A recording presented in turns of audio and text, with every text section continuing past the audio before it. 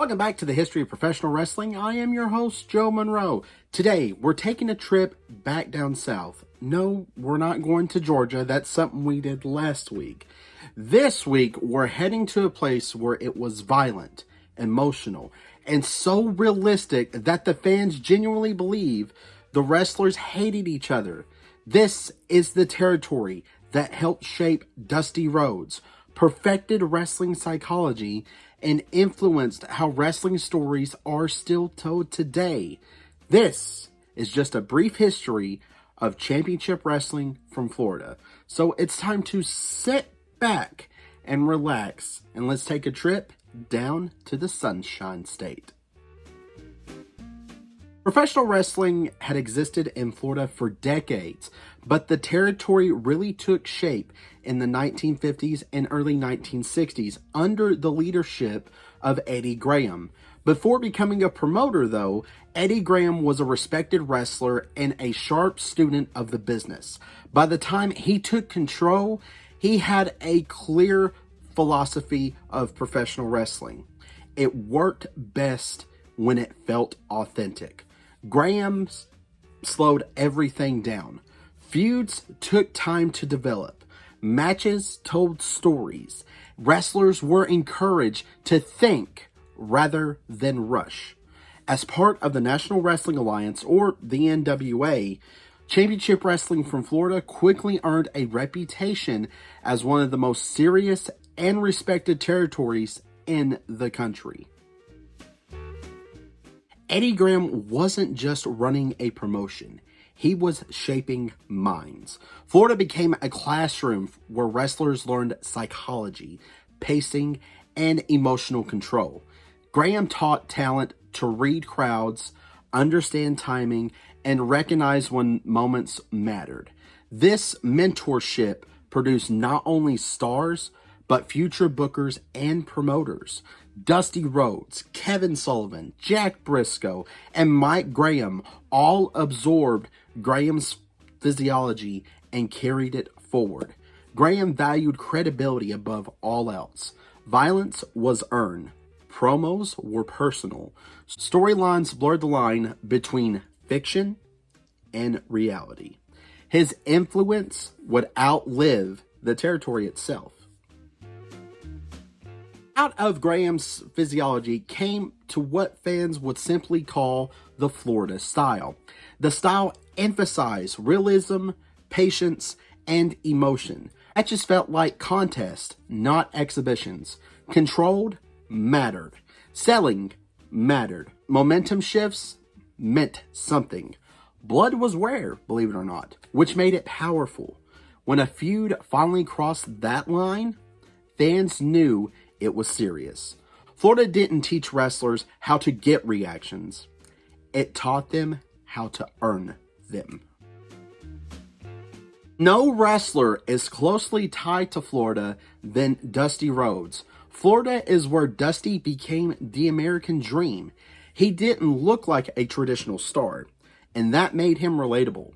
Fans saw themselves in Dusty, in his struggles, his fire, and his heart. Florida is where Dusty mastered emotional promos, learning when to raise his voice, when to slow it down, and when silence spoke louder than words. The bond between the American Dream Dusty Rhodes and the Florida fans was real, and it made him the legend that we know today. While Dusty was the soul of Florida, Jack Brisco was its credibility. A standout amateur wrestler, Brisco brought realism and discipline to the territory. His matches felt competitive, grounded, and authentic. Brisco embodied everything Graham believed in: respect for the craft and respect for the audience. His success in Florida led to him becoming the NWA World's Heavyweight Champion, carrying Florida's credibility nationwide. Now, this next little bit, if you're not familiar with Florida, may surprise you. Florida played a critical role in shaping Terry Funk. This is where Funk's reputation as a dangerous competitor took hold. His matches was intense, violent, and emotionally charged. Florida allowed Funk to explore his rougher style. that would define his career across decades. Terry Funk in Florida didn't feel like a character. He felt like a threat. Speaking of someone who also felt like a threat, Kevin Sullivan. Kevin Sullivan brought darkness to Florida wrestling. In the 1970s and early 1980s, Sullivan introduced a cult imagery and psychological manipulation that unsettled fans and wrestlers alike. His feud with Dusty Rhodes wasn't just a rivalry, it was emotional warfare. Fans didn't just boo Sullivan, they feared him. Florida proved wrestling could tell darker stories without losing realism. What truly set Championship Wrestling from Florida apart wasn't just its wrestlers, it was its feuds. Florida specialized in rivalries that felt deeply personal. These weren't just quick programs designed to fill cards, no. They were long-term stories built on emotion, betrayal, and escalation. One can be briefly mentioned, and it is the most iconic feud in Florida history, and we just mentioned it, Dusty Rhodes going up against Kevin Sullivan. This rivalry wasn't about championships. It was about good versus evil.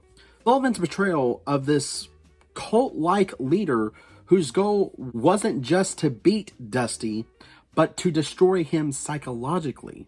Promos were very unsettling. Angles blurred the line between reality and fiction. Florida fans didn't just see Sullivan as this character, they saw him as this genuine threat. When Dusty finally got his hands on Sullivan, the payoff felt enormous. A true emotional release for the wrestling fans. Another feud that featured Dusty Rhodes was Dusty Rhodes going up against superstar Billy Graham.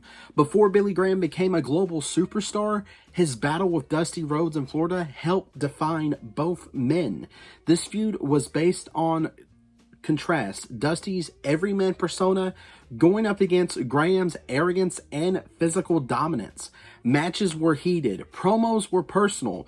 The rivalry helped elevate Dusty into a top-level babyface in the industry. Another rivalry we need to talk about is Jack Brisco going up against Terry Funk. Jack Brisco versus Terry Funk represented Florida's commitment to realism. These matches felt like a legitimate athletic contest that slowly descended into violence. Funk's unpredictability clashed perfectly with Briscoe's technical precision. Fans believed these two genuinely despised each other, and the tension made every encounter must-see. Another feud that we can highlight with Kevin Sullivan was him going up against Mike Graham. This feud hit especially close to home. Mike Graham was presented as the heart of Florida, the promoter's son, the clean-cut babyface. Kevin Sullivan's attacks felt personal and incisive. This rivalry further cemented Sullivan as one of the most hated villains not only in the territory, but in professional wrestling history. And it also deepened Florida's reputation for emotional storytelling. This next rivalry is literally a 2-on-1. Dick Slater going up against the Funk brothers. Dick Slater's war with Terry and Dory Funk Jr. showcased Florida's brawling side. These feuds were physical, chaotic, and believable. The kind of matches that felt like real fights rather than performances.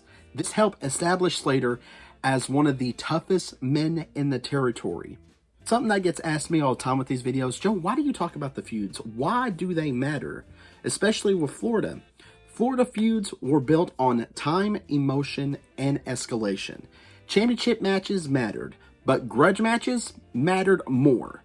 The focus on personal conflict over titles helped Florida stand apart from any other territory and lay the groundwork for modern, long-term wrestling storytelling. Florida, feuds didn't end quickly.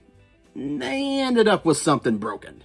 Championship Wrestling for Florida never relied on chaos. When blood was spilled, it mattered. I can give a brief mention that not many people know television for Florida Championship Wrestling. Believe it or not, television was the lifeblood of Championship Wrestling for Florida. Weekly broadcasts allowed fans to follow feuds closely. Building emotional investment over weeks and months, promos felt unscripted, raw, and confrontational. Eddie Graham understood television wasn't just promotional, it was a narrative. Close-up shots emphasized intensity. Interviews blurred reality. Fans believed what they were seeing. Florida television didn't just sell tickets, it created belief. When stipulations were used, they meant something. Grudge matches felt like the final chapter of a long-run story. The physiology influenced generations that followed. Now, by the mid-1990s, professional wrestling was going through a change. National expansion, cable television, and Vince McMahon's WWF began dismantling the territory system. As much as people like to argue that Vince McMahon did not kill the territories, in my personal opinion, and with me doing these history professional wrestling videos, the more I dig into it, the more I believe Vince had a big hand of getting rid of the territories. But that's another story for another time. And something else that was tragic, the unfortunate and untimely death of Eddie Graham in 1985 removed Florida's guiding force. Without him, the territory eventually struggled. By 1987, Championship Wrestling from Florida closed its doors. Though the territory faded, its influence never did. Florida shaped wrestling psychology, long-term booking, promo authenticity, and emotional realism. Many principles fans appreciate today can be traced directly back to Florida. Championship Wrestling for Florida didn't just chase trends, it set foundations for those trends. If you love wrestling that feels grounded, patient, and believable, you're still feeling the influence of Championship Wrestling from Florida. And that was just a brief history of Championship Wrestling for Florida. If there's something I missed, let me know in the comments below, and we can have a discussion about it in the comments section. I want to thank you all for viewing this, for supporting this channel. If you want to keep supporting this channel, don't forget to like, subscribe, and hit that notification bell for when more videos pop up.